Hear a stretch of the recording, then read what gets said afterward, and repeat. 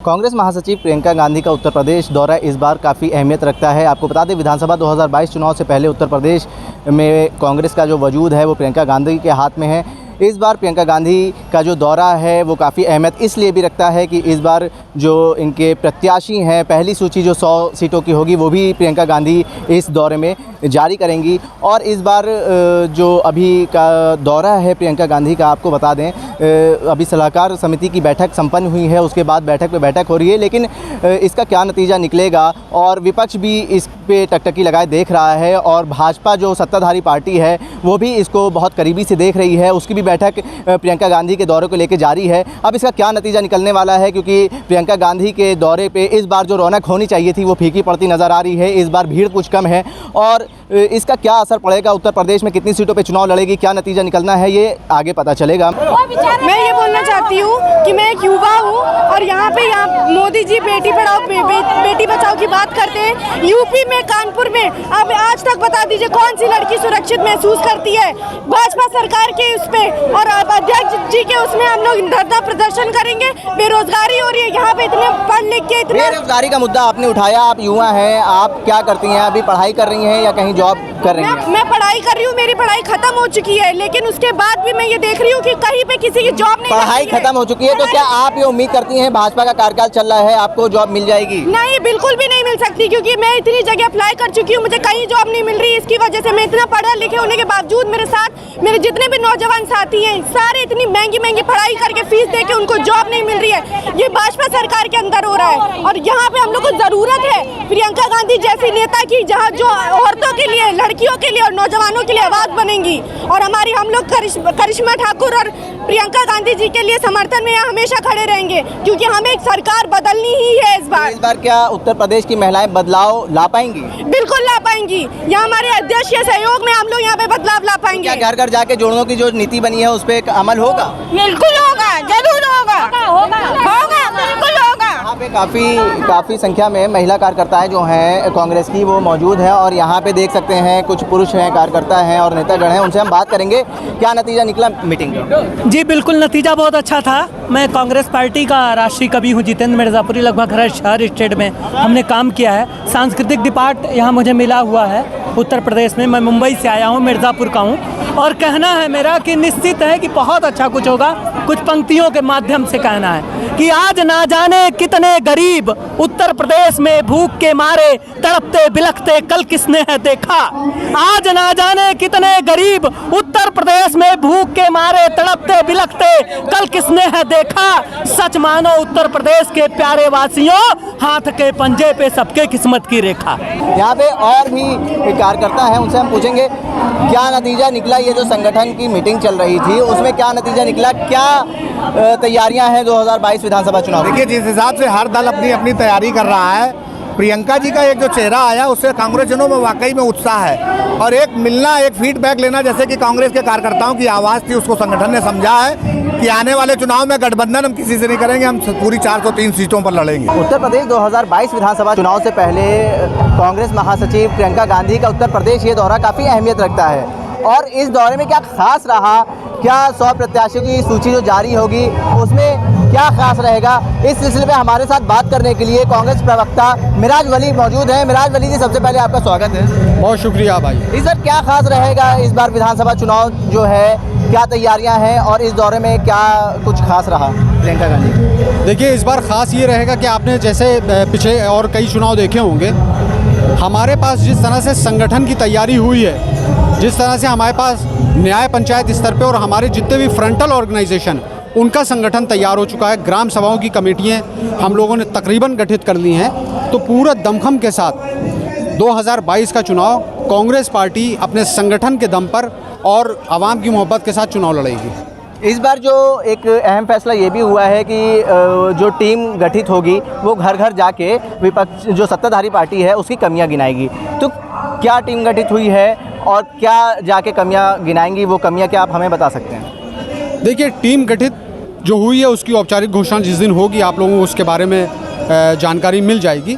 रही बात हम सत्ता पक्ष की जो कमियां हैं वो भी जग जाहिर हैं, लेकिन हमें उन लोगों को बताना है। जैसे कि कोरोना काल में जिस तरह से ऑक्सीजन की कमी के कारण मौतें हुई, जिस तरह से हमारी स्वास्थ्य सेवाएं चरमरा गई और उसके बाद हमारा मुख्यमंत्री कहता रहा कि सब कुछ सही है। पार्लियामेंट में भारतीय जनता पार्टी ने ऑफिशियली ये बात कही है कि ऑक्सीजन की कमी से कोई भी मौत नहीं हुई है, जबकि ये कितना बड़ा झूठ है ये हम लोग जनता को जाके बताएंगे। अब वो 5 किलो जो राशन बांट रहे हैं इसके पीछे भी क्या कारण है वो भी बताएंगे कि 5 महीने पोषण और 5 साल शोषण, गड्ढा मुक्त, 15 लाख रुपए, तमाम ऐसी बातें हैं जो पूरी नहीं हुई हैं। हम उनको आवाम के एक एक घर जाके कांग्रेस का एक एक कार्यकर्ता अपनी बात को ले जाएगा। हम क्या करेंगे और क्या भारतीय जनता पार्टी ने नहीं किया है, सिर्फ और सिर्फ सांप्रदायिकता, नफरत फैलाने का काम किया है, ये हम बताएंगे। तो इस बार क्या कांग्रेस गठबंधन करती नजर आएगी या 403 सीटों पे अकेले चुनाव लड़ेगी?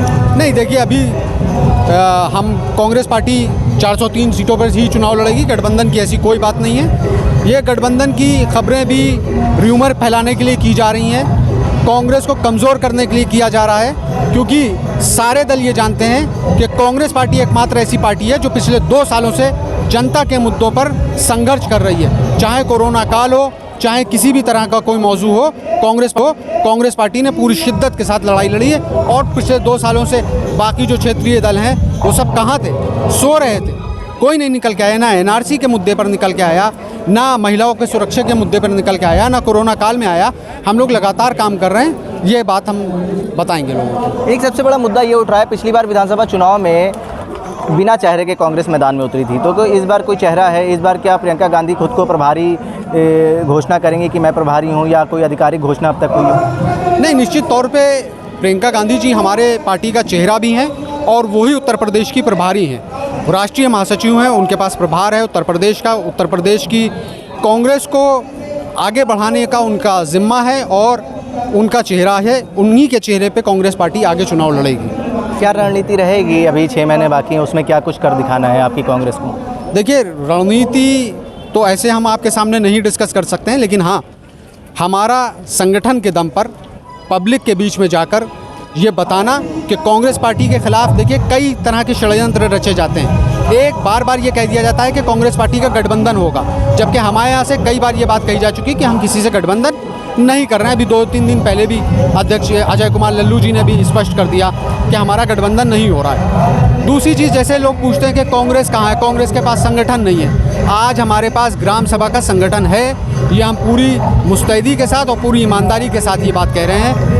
कांग्रेस कहाँ है का सवाल जो आता है, कांग्रेस जनता के मुद्दों पर पिछले 2 सालों से लगातार संघर्ष करती नजर आ रही है। एक सवाल पूछता हूँ, बुरा ना मानिएगा, अगर 403 सीटों पे मतलब 403 सीटों पे कांग्रेस चुनाव लड़ने की बात कर रही है, तो क्या उसके पास 403 प्रत्याशी मिल जाएंगे या ढूंढने पड़ेंगे, या मुश्किलात तो सामने आएगी? क्योंकि अब तक जो विधानसभा चुनाव में कांग्रेस का रिजल्ट रहा है वो सबके सामने रहा है। बावजूद इसके हमारे 403 प्रत्याशी अच्छी तरह से पूरी दमदारी के साथ लड़ेंगे और कांग्रेस पार्टी के साथ ऐसा कभी नहीं हुआ है कि उसको प्रत्याशी ना मिले हों। आप गांव चले जाइए, हम 32 सालों से सरकार में नहीं हैं, उसके बावजूद आप किसी भी गांव, किसी भी न्याय पंचायत, ग्राम सभा में चले जाइए और वहां पूछ लीजिए कि यहाँ कांग्रेस का कोई कैंडिडेट, कांग्रेस का कोई समर्थक, कोई वोटर है या नहीं है, तो आपको मिलेगा कि कांग्रेस पार्टी का ही एकमात्र ऐसी पार्टी है जिसके लोग आज भी आपको ग्राम स्तर पे मिल जाएंगे। बावजूद इसके कि हम 32 साल से सरकार में नहीं हैं, क्षेत्रीय दल जो अभी 5 साल और 10 साल से सरकारों में नहीं है, मैं पूरी ईमानदारी से कह रहा हूँ, बसपा जिसके लिए बहुत संगठन के लिए कहा जाता था कि उसके पास बड़ा संगठन है, आज आदमी ढूंढे नहीं मिल रहा है। किससे टक्कर देखते हैं आमने सामने? सिर्फ भाजपा से या सपा और बसपा से भी? नहीं, देखिए, बिल्कुल हमारी सरकार से तो जाहिर सी बात है विपक्ष का सीधा ताल्लुक़ होता है, सरकार की कमियां गिनाएंगे, लेकिन साथ में सपा और बसपा भी इन 30 सालों में सरकार में रह चुकी है, तमाम बारों इनके मुख्यमंत्री हो चुके हैं। इन्होंने भी क्या क्या किया है इसको भी जाहिर करेंगे लोगों के सामने। सबसे बड़ा अहम मुद्दा इस जो संगठन मीटिंग में निकला है, कार्यकारिणी मीटिंग में निकला है, जो प्रदेश महासचिव प्रियंका गांधी का ये जो उत्तर प्रदेश दौरा है, इसमें एक रिज़ल्ट ये सामने आया है जो 100 प्रत्याशियों की सूची जारी हुई है और घर घर जाके नागरिकों को ये बताना है कि सत्ताधारी पार्टी की क्या क्या विफलताएं रही हैं और क्या क्या कमियां रही हैं। अब इसमें कांग्रेस कितना सफल होती है ये तो आने वाले 2022 विधानसभा चुनाव में ही पता चलेगा। मैं आकिब मिराज खान, जनसंदेश टाइम्स, लखनऊ।